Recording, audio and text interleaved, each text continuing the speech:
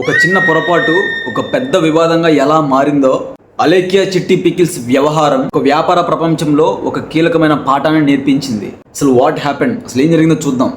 ఒక కస్టమర్ ధరలు ఎక్కువగా ఉన్నాయని చెప్పేసి అడిగినందుకు అతనికి ఆ యాజమాన్యం నుంచి వచ్చిన సమాధానం, ఆ రిప్లై ఏదైతే ఉందో ఆ రిప్లై చాలా ఆశ్చర్యకరంగా ఉంది. ఒక అసభ్య పదజాలంతో కూడిన ఆడియో ఏదైతే ఉందో అది ఇప్పుడు సోషల్ మీడియాలో బాగా వైరల్ అవుతుంది. ఒకసారి ఈ క్లిప్ వినండి. ఇవి ఎక్స్పెన్సివ్ అన్నావు అంటే నీ అంత చీప్ ఫకింగ్ ఫెలో ఇంకెక్కడ ఉండడు. పని చేయి, నువ్వు గట్టిగా ఫోకస్ చేయాలన్నమా కెరియర్ మీద. ఎందుకంటే లేదంటే నీ గర్ల్ ఫ్రెండో లేదంటే నీ పెళ్ళమో వదిలిపడి దింగుద్ది. కాబట్టి నువ్వు అడిగిన ఏమి నువ్వు కొనలేవు కాబట్టి అది నేను వదిలిపడి దింగుద్ది. నా మాటిని నువ్వు కెరియర్ మీద ఫోకస్ చేసి అప్పుడు ప్రేమ పెళ్ళిళ్ళు ఇటు జోలికి వెళ్ళు. ఎందుకంటే ముష్టి పచ్చడే కొనలేకపోతున్నావు. నువ్వే పడరా గోల్డ్ ఏం కొనిస్తావురా దానికి.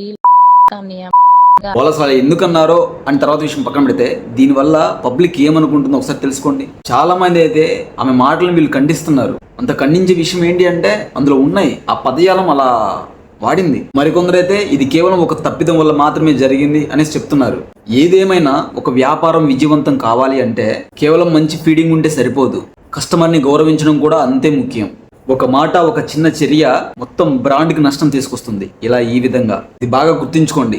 బిజినెస్ చేసేవారికి, బిజినెస్ చేయాలి అనుకునే వారికి, ఒక వ్యాపారాన్ని సమర్థవంతంగా నడిపేవారు కేవలం ఉత్పత్తులను మాత్రమే కాదు, ఒక మంచి నమ్మకాన్ని కూడా అమ్మాలి. మీరు కస్టమర్ అంటే కేవలం కొనుగోలుదారు మాత్రమే కాదు, మీ బ్రాండ్ యొక్క ఫ్యూచర్ వాళ్ళు. మరి దీని గురించి మీరు ఏం నేర్చుకున్నారో దాన్ని బట్టి మీకు ఏం అర్థమైందో కింద కామెంట్ బాక్స్లో కామెంట్ చేయండి. అలాగే మన ఛానల్ సబ్స్క్రైబ్ చేయండి. ఇలాంటి మంచి వీడియోస్ వస్తూనే ఉంటాయి.